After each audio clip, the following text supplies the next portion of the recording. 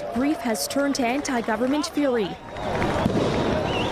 Waking up after a night of protest, people cleaned up the warlike destruction left behind from both the unrest and the massive blast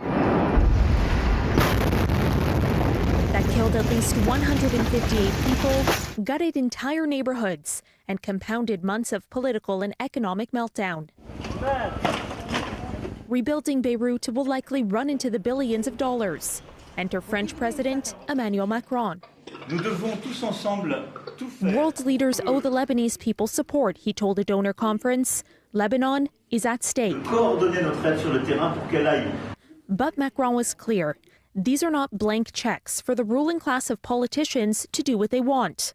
Political reform in the country must happen.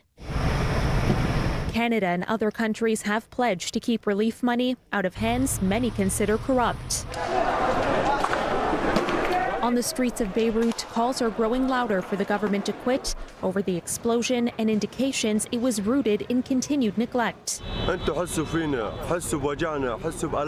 This demonstrator says he took part in storming government ministries because the politicians are just sitting in their chairs while their people are hurt and hungry.